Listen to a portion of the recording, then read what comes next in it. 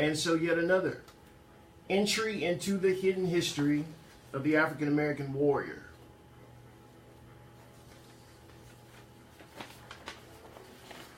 Taking you all the way back to the day after Christmas in 1944 this morning, folks.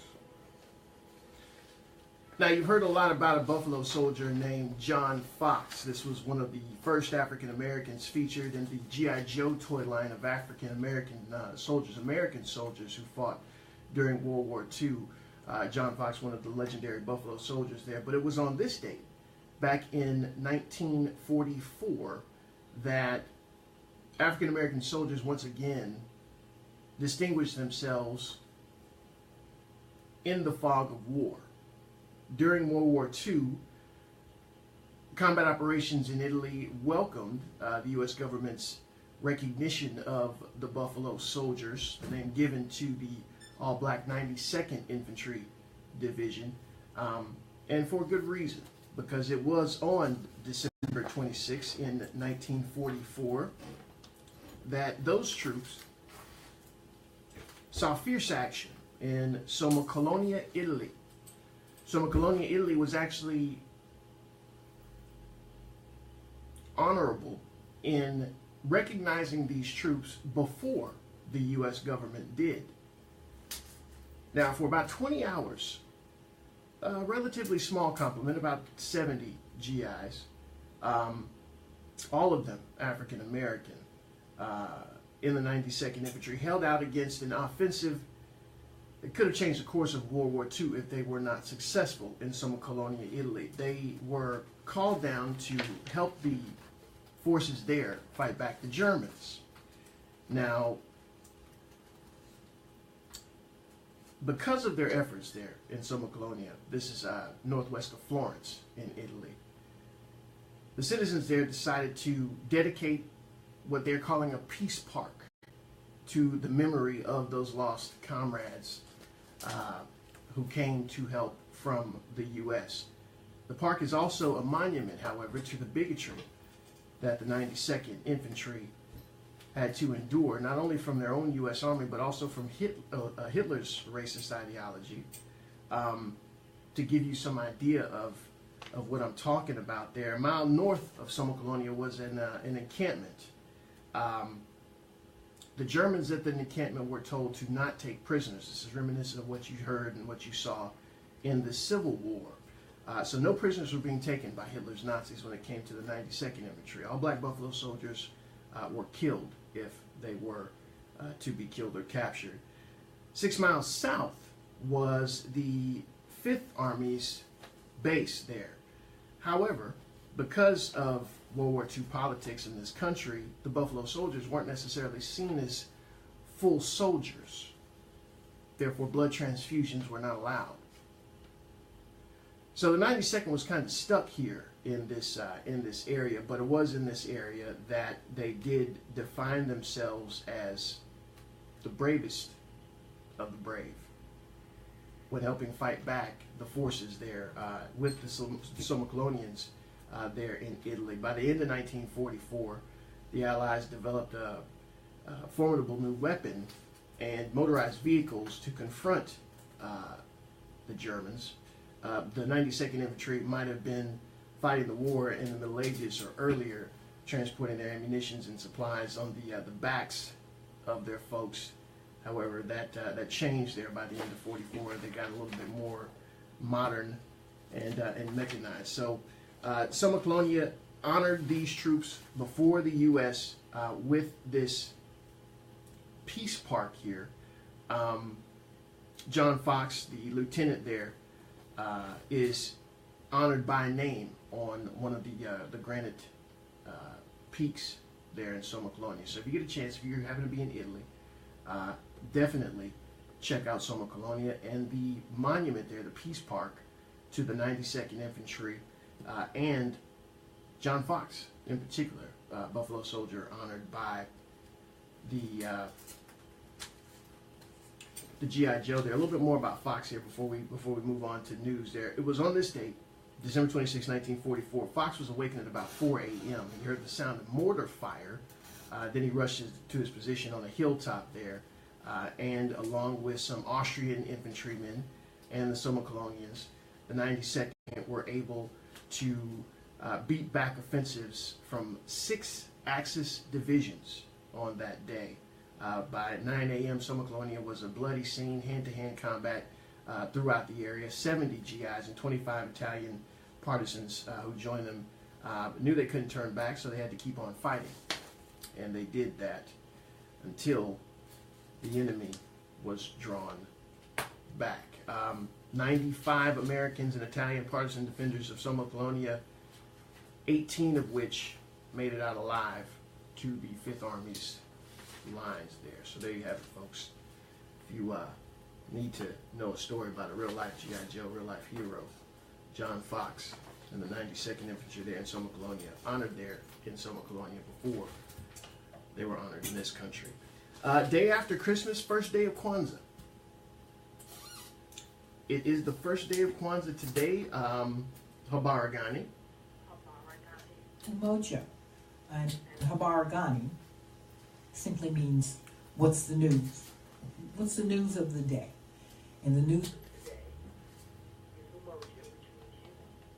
So we'll talk a little bit about that whole history of Kwanzaa, what it isn't. Do you celebrate it? Why or why not? And good morning, I'm Judy, and that's Ro over there with the news this morning. But yeah, we'll kind of talk about this whole idea of what Kwanzaa is, what it isn't, because there's a lot of myths. Do you celebrate it? Why or why not? I do celebrate now, thanks to you, and I appreciate that. I had you front and center last year. Yeah, playing a very, very important historical role, and that was a lot of fun. I look forward to doing that again. Before we get too far ahead here, just to kind of keep up with where we're going, of course, if you're traveling, be vigilant. The roadways are very, very hazardous this year. There was a terrible, terrible accident in Louisiana in which a young lady who had just got engaged on Christmas Eve and her child perished. Her fiance did live, but just that was a drunk driving situation. So still, it is still technically the holiday travel season today and tomorrow. So be very vigilant on the roadways there. Cold conditions there up north. So if you're traveling back up north, be very, very wary. I would consider holiday travel all the way through January 1st. Yeah. You know, and be careful for many reasons. Number one, because you don't want to get killed. You don't want to kill somebody else. But also because the police are going to be out watching. You guys, if you're going to drink, don't drive. Period. End of conversation. It's as simple as that. It's as simple as that, and you can't really play with this thing. It's too serious. Too much is at stake for you to do that. And we learned that in that story there in Louisiana. Day after Christmas, that doesn't stop the president though. He is, and I promise it's going to be Trump light as much as we can here, folks. But now the president, tweeter in chief, is trying to draw some of the emphasis away from this dossier. We talked about this dossier last week, and if you heard the Best of It's New Day over the weekend, you heard all about the tribulations going up from the beginning of this year up to here this month. But the president, however, is once again trying to discredit the dossier, which for the most part has been found to be credible. His early morning tweet this morning is borrowing from his good pals over at the Dog Network, Fox and Friends, quoting them: "Dossier's bogus, Clinton campaign, DNC funded dossier, FBI cannot, after all this time, verify claims in dossier, Russia-Trump collusion, FBI tainted." That's in all caps. The president once again is trying to discredit the FBI. Common despot move, but that is even more important this week as we see all these other things meander. Of course, the tax plan just went through with his signature, something he promised he would not benefit from. However, he is benefiting from in a very big way, as well as his family. $1.2 trillion in cuts through changes to the tax brackets. The law reduces 5 of the 7 tax rates, including cutting the top rate from 39.6 to 37%. It should be noted, however, that the corporate tax rate change is permanent. Okay? Individual little guy change is temporary. Keep that in mind. It's very important. $720 billion is expected by roughly doubling the standard deduction.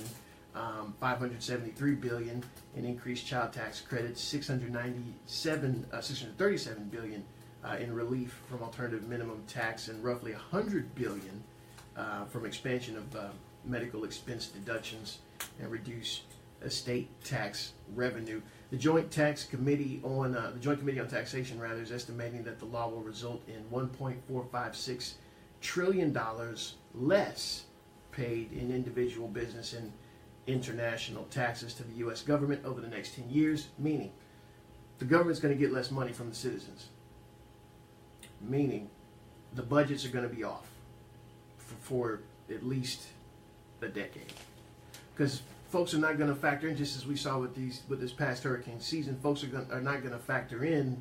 When I say folks, I mean budget writers are not going to factor in disasters. And the current budget that we're on now did not factor in these tax cuts. So again, wish for the best, prepare for the worst. A good friend of mine told me once to get liquid, pay down your debts. It's a good idea in any occasion, not just when Republicans pass massive tax cuts for the rich, and they are that, because they're permanent. Now you can say this is a middle class tax bill all you want, but the benefits to the middle class are minimal and not permanent. They'll go away in 2 years. So 8 years, excuse me. So just something to keep in mind when you're touting this big tax plan and any kind of achievement that you believe that the current president has accomplished with it. Basically, helping his good pals out. His son, Jared Kushner, stands to make a minimum of $5 million a year. He himself stands to make about $15 to $20 million a year based on these cuts alone. So another lie kept by the president. Around the country, folks are still reeling and getting ready for New Year's here. Here in this state, a mayor saw a pledge. Mayor Percy Bland says that Meridian will keep its pledge to donate $1 million over 10 years to new Mississippi Arts and Entertainment Experiences Museum set up in April there, but may have to delay some of the payments because of sales tax shortfalls. Mississippi not making enough money, like the rest of the country, but especially in this state, it's pretty glaring there. Might have something to do with the story that we talked about on Friday of all the people exiting the state. Right. Folks who are getting their educations and getting those high-end jobs and getting their careers started are leaving this state as opposed to sticking around. I think that is going to be felt throughout the entire state of Mississippi. It is being felt. I mean, that's a major story. That's major. It wasn't like there are a couple of people that left town. No. We're talking about thousands leaving by the thousands, and what it leaves Mississippi with are elderly people, because these are young professionals that are leaving. It leaves us with elderly people, an aging population, as well as a less educated population. Yeah. And so, why do you think that is, people? Because number one is that we keep setting out this red flag that says we are not welcoming to everyone. We got a flag to prove it. Sure. And then the other thing is that we're not paying fair wages. I mean, remember, we're the ones that wouldn't even touch the whole idea of paying women equally across the board. We won't. We came up with a budget for education to make education a priority, but then we broke our own rule and don't fully fund education. There's some stuff we need to work on in 2018, or there's going to be a sign. I remember when the oil boom or the oil bottom fell out, and you would go to Morgan City, which was like a city that had thrived on all of these offshore workers and all of this, the oil corporation just being there. And there was a sign someone had put up that says, last one out of town, turn off the lights. That's what's going to happen in Mississippi. Wow. We need to get it together, y'all, for real. Yeah. And we'll cut off our nose to spite our face in this state, and we see it. We see it in the numbers. The numbers are not lying. We are losing people. Keep playing. Yeah, yeah, and at a pace where we cannot sustain the future of this state at the rate that we're going, and especially young people. I was trying to count, just in anticipation, looking at the numbers here. I was up back in Stone County yesterday for the holiday, and I was trying to count my classmates who still live here in Mississippi, and I got maybe both hands, maybe 10 folks that I could recall off the top of my head who are still here that I graduated with. That's a testament to folks fleeing this state as soon as they can after they've gotten some kind of credential about themselves and have an employment opportunity, a career opportunity set up outside the state. That takes valuable resource out of the state. The resources that person, the resources, the tax dollars that person would spend here, the resources, the infrastructure that person would help to contribute here in this state. But beyond that, what Ms. Judy said about cutting off our nose to spite our face, that applies across the board, because if you're not doing something to help the conditions in which you live or your mom lives or what your children might live in, then you're doing as much cutting as folks who are setting forth policy to hurt you. You're allowing it to happen because you're not participating in the process. You're keeping those same folks in, or their underlings in. When I say underlings, you need but look at the how the governors stack up. When they are a particular party, usually the next governor was the lieutenant governor for the previous governor. You can do something about that. You can at least attempt to change that.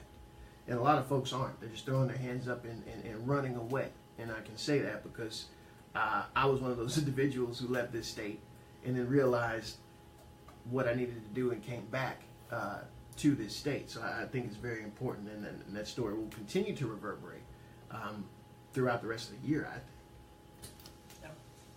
think. It's not anything that anyone in this state should take lightly. And we're not talking about, y'all, we're talking about young people, we're talking about educated people that are moving, their families relocating, putting their tax base someplace else. And the numbers are showing that. I want to say the numbers were that in 2016, we had 250,000 more citizens than Arkansas, and now we're 20,000 less than Arkansas. Y'all, for real? There's something. It says pay attention, and if you love this state so much, and the answer is not if you don't like it, leave, because I think that's what's happening. Yeah.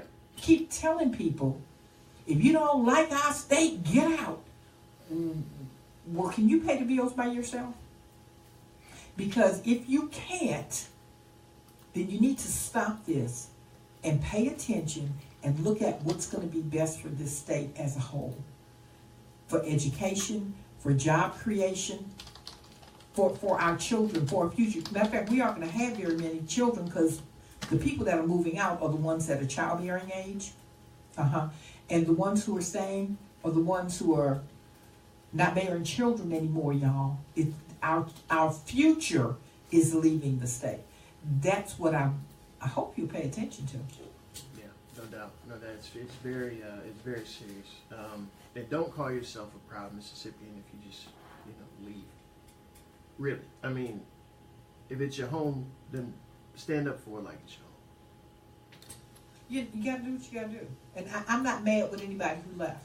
I'm really not. Because when you work this hard and you want to provide a good environment for your family, you want to be able to use your gifts and talents, and you're in a situation where you're being held back from doing that, well, you know, you got to do what you got to do. I don't blame the people that are leaving. I blame the state that makes them feel unwelcome to be here.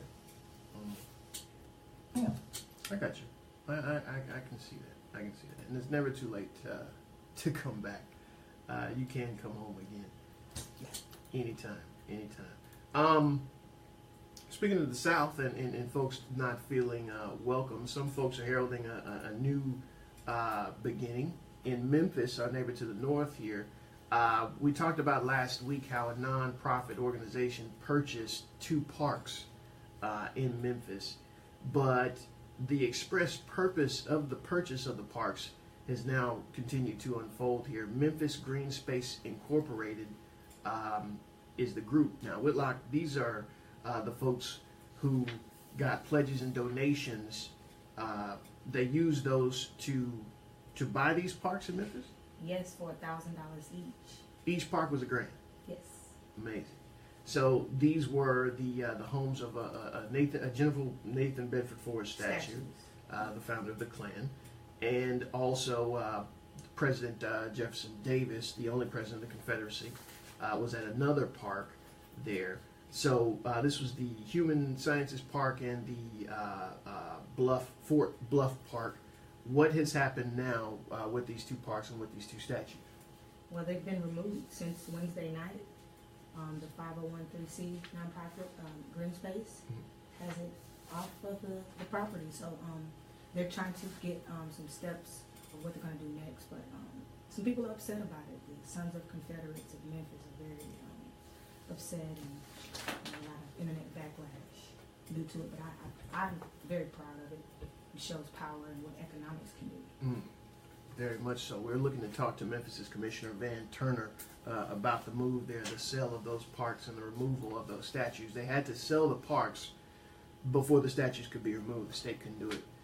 So that's why Green Space went in to purchase these parks for the removal. We're looking to talk to Commissioner Turner here shortly. Also, too, in the news, as you may have heard on our on a previous show here at the local affiliate, the eldest daughter of Eric Garner. This was the individual who died in New York City after a police officer put him in a chokehold. His eldest daughter, Erica Garner, is in a coma after suffering a heart attack.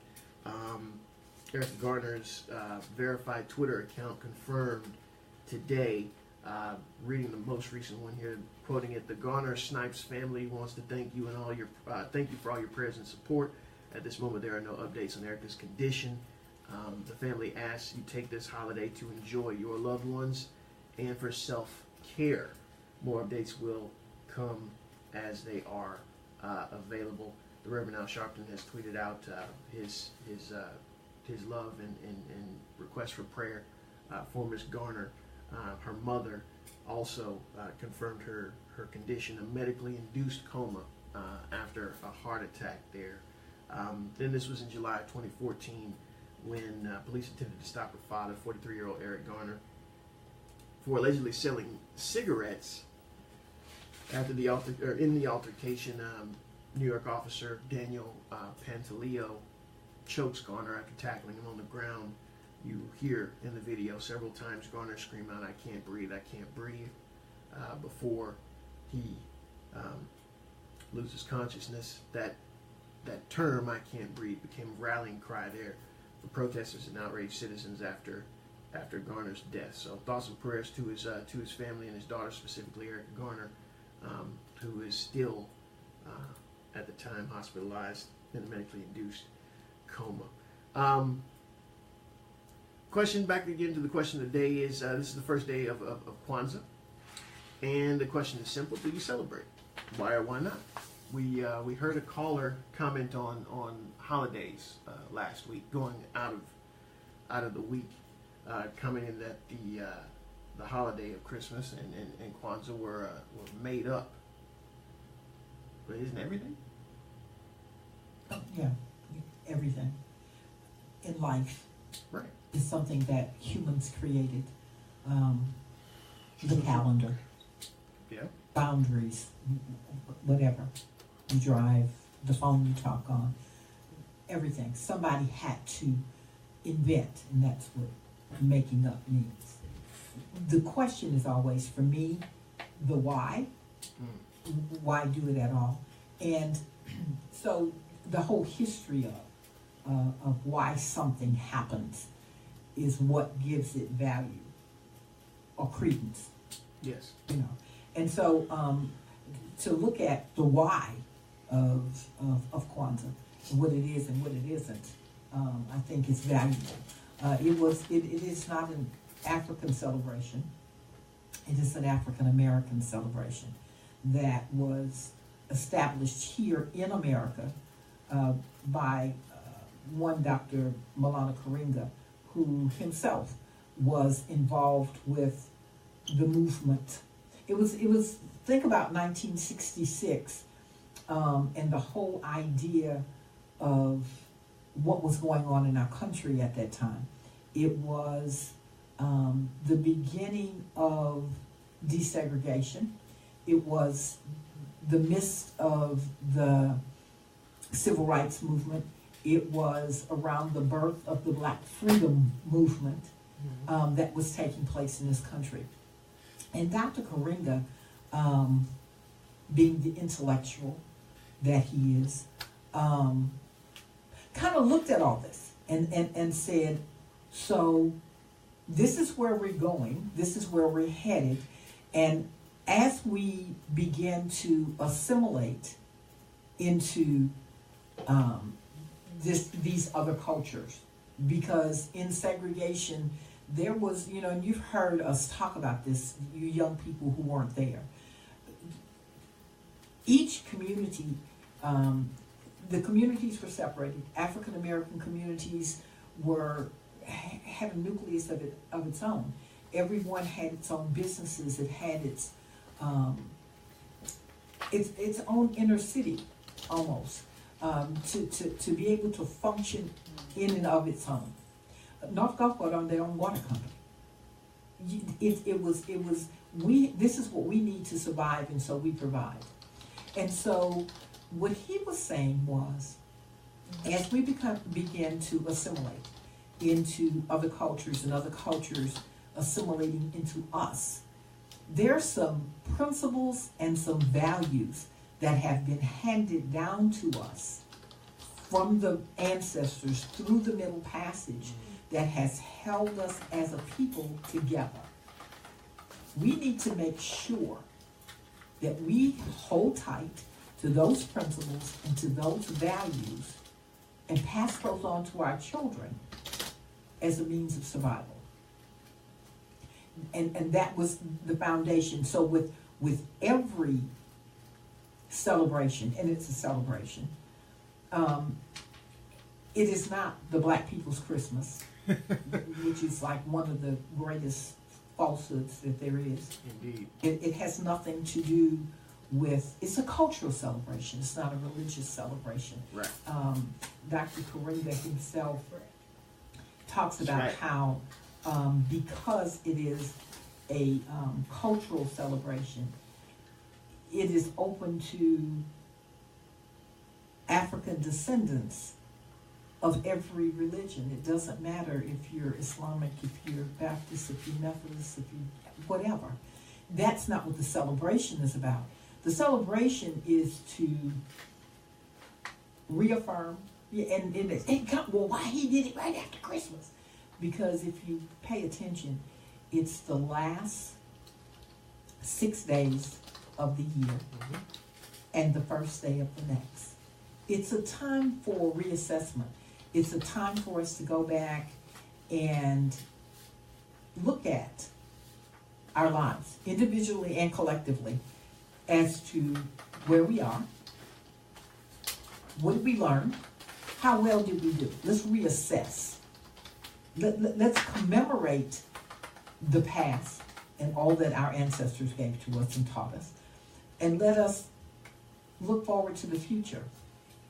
How can I make this a better place? What can I do? And so it has that assessment that comes with it. It's also a time, it's called, Kwanzaa means first fruits in Swahili. Swahili is the language that is most widely spoken in the African languages. And Africa is not a country, it's a continent. It's a continent with many countries and many languages. It is not just one country. Right. So this is to go back and to look at what are some of the values and principles that were handed down. And so he selected 7 to look at. Umoja, which is today, which means unity. Tomorrow we celebrate, and tomorrow night is the Gulf Coast Kwanzaa Coalition celebration, public celebration of Kwanzaa. Hopefully everybody is doing something at their homes and in their hearts every day of Kwanzaa. But tomorrow night is the celebration at the Good Deeds Center at 7 o'clock. And that night we celebrate Pugajakalia, which means self-determination. You determine for yourself who you are. Don't let anybody else name you. Don't anybody else decide for you who you are. Know who you are. Ujima, which is collective work and responsibility, which is something we saw lived. Something that kind of, I think, is what happened in Memphis, that collective work and responsibility. So let's take responsibility for what's going on in our communities and work together to make it happen. Ujama, which is cooperative economics, supporting each other in business. Before we somehow began to think that the other man's ice was colder than ours, all the money was turned over and over and over again in the African American communities in support of each other. Nia, which is purpose. All of us have a purpose for being here. And we'll look at the others when we come back from this break. Hang out with us, folks. We'll be back. It's about that time to get away. Switch these